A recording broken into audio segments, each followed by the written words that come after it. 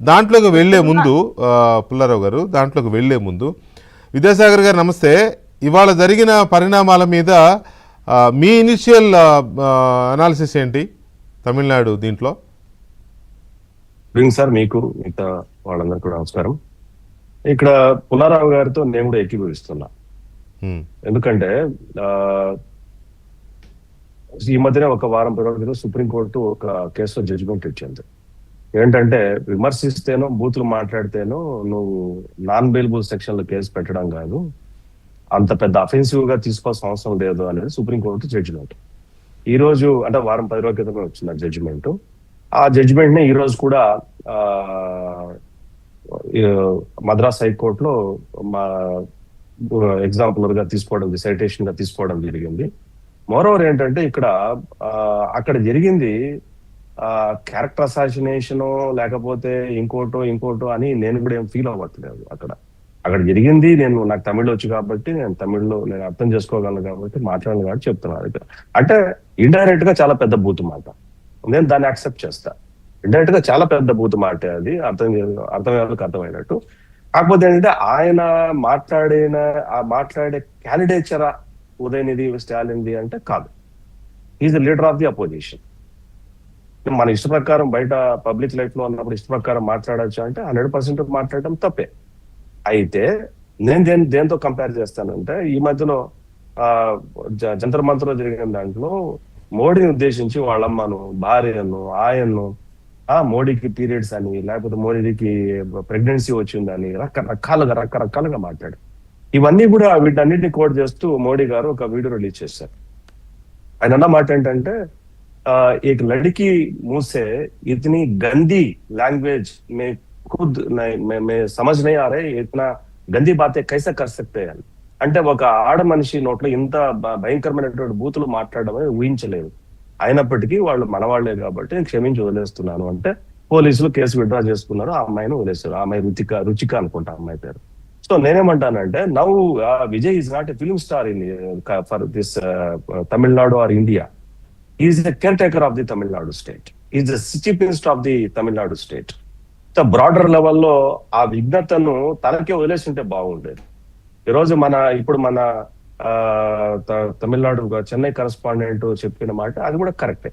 ఏంటంటే చెన్నై ఏదైతే మాట మాట్లాడారో, ఏదైతే ఈరోజు చర్చ మనం పెట్టామో అది తమిళనాడు ప్రజలకు ఎంటైర్ పబ్లిక్ ఇష్యూ. అదేం ఐడి ఇష్యూ ఏం కాదు. అది ఎవ్రీబడి నోస్. వాళ్ళిద్దరి మధ్య ఇంటిమసీ ఉన్నమాట నిజం. ఏ రకమైన ఇంటిమసీ అన్నది ఎవరికి తెలియదు. వాళ్ళిద్దరు ఈయన చెప్పలేదు, ఆమె చెప్పలేదు. ఇంటిమసీ ఉన్నమాట నిజం. బయట మాట్లాడుకుంటున్న మాట నిజం. ఫిలిం వర్గాల్లో మాట్లాడుకోవడం నిజం. కామన్ చిన్నపిల్లని అడిగిన ఆ మాట చెప్పేది నిజం. ఆవిడ పేరు మీద పోస్టర్లు, ఆవిడ పేరు మీద మీమ్స్ తమిళ్లో అనేటివి ఇట్స్ క్వైట్ న్యాచురల్ అనమాట. చాలా క్వైట్ న్యాచురల్. మొన్న ఒకటి నేను మీమ్ కాదు నిజమే చూశాను. ఆ రాయపేట ఏరియాలో బస్సు షెల్టర్ కి విజయ్ బొమ్మ ఏదో కొత్తగా పెట్టుంటే దానికి ఎదురుగా ఒక అడ్వర్టైజ్మెంట్ కు సంబంధించి త్రిషా బొమ్మ పెట్టారు. కొంతమంది కుర్రోళ్ళు వెళ్ళి అక్కడ విజయ్ ఫోటోను అటు ఎదురుగా ఇద్దరు చూపించి మీమ్ చేశారు.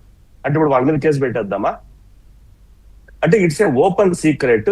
ఇంటిమసీ ఉన్నమాట వాస్తవం. అది ఫ్రెండ్షిప్పా, ఇంకోటా, లేకపోతే ఫ్యామిలీ ఫ్రెండ్షిప్ అనేది ఎవరికి తెలియదు. కానీ ఇన్ని విమర్శలు రావటం అన్నది నా దృష్టిలో ఒక చీఫ్ మినిస్టర్ ఆఫ్ తమిళనాడు ఆయన ఇన్ని విమర్శలు పెట్టుకోకూడదు. రెండోది ఏంటంటే వాళ్ళ భార్య సంగీత ఏదైతే ఉందో, సంగీత గారు కేసు వేసారు చెంగల్పట్టు కోర్టు, ఫ్యామిలీ కోర్టులో. ఇప్పుడు ఫ్యామిలీ ఇష్యూని ఒక చీఫ్ మినిస్టర్ హోదాలో ఉన్న మనిషి ఫ్యామిలీ ఇష్యూను బజార్లో వేసుకోవటం ఏంటి నాకు అర్థం కాదు. కొడుకు ఈ మధ్యలో ఒక స్టేట్మెంట్ ఇచ్చాడు. విజయ్ కొడుకు లండన్ లో ఉంటాడు అబ్బాయి. అతను ఒక స్టేట్మెంట్ ఇచ్చాడు. ఒక కేసులో ఈ మధ్యలో డిఎంకే ఒక ఎమ్మెల్యేను అరెస్ట్ చేశారు. మీరు దాకా ఇంట్రోలో చెప్పారు ఏమని, ఎమ్మెల్యేలు కొనడానికి ట్రై చేశారు. అంత బోగస్. అది కావాలనే చేశారు. అదేం అటువంటి ప్రయత్నాలు ఏం జరగలేదు. అదొక బోగస్ కేసు. కావాలని చెప్పి సింపథైజ్ చేసుకోవడానికి, ఎమ్మెల్యేలను భద్రపరచుకోవడానికి పెట్టినటువంటి కేసు. అవన్నీ మాట్లాడదాము, ఒక్కొక్కటి మాట్లాడదాం. కానీ అది బోగస్ అయితే స్టాలిన్ 6 నెలల్లో ఈ ప్రభుత్వం కూలిపోద్దా అనేది అబద్ధం కాదు కదా, అది ఓపెన్ గానే అన్నాడు కదా. అదైతే statement that is a political statement. అరే అది పొలిటికల్ స్టేట్మెంట్ కాదండి.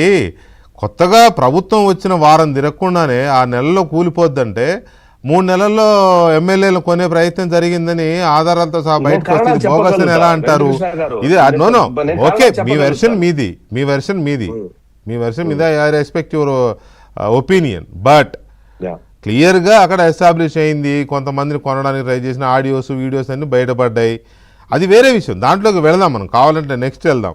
ఇప్పుడు మీరు ఏమంటున్నారంటే ఒక సీఎం అయి ఉండి అన్ని విమర్శలు తెచ్చుకోకూడదు అంటే ఎవరు తెచ్చుకున్నారు? ఆయన ఏమన్నా నా మీద విమర్శలు చేయమన్నాడా? త్రిష విషయంలో మీ ఇష్టం వచ్చినట్టు మాట్లాడండి, ఎవడు పడితే వాడు మాట్లాడండి అని చెప్పినాడా? బాధ్యత ఉన్నోడు బాధ్యత లేనివాడు రోడ్డు మీద పోయేవాడు ఎవడు పడతాడు మాట్లాడతాడా?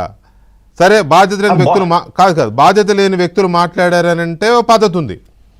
నువ్వు అసెంబ్లీలో ప్రతిపక్ష నాయకుడివి, నీ కొలీగ్ యాక్టర్ ఇండస్ట్రీలో, తమిళ్ ఇండస్ట్రీలో అలాంటి వ్యక్తి నీ పట్టుకొని మాట్లాడిన దాన్ని మనం సమర్థించడం నేను అంటే నాకు ఎందుకో సమర్థించట్లేదు.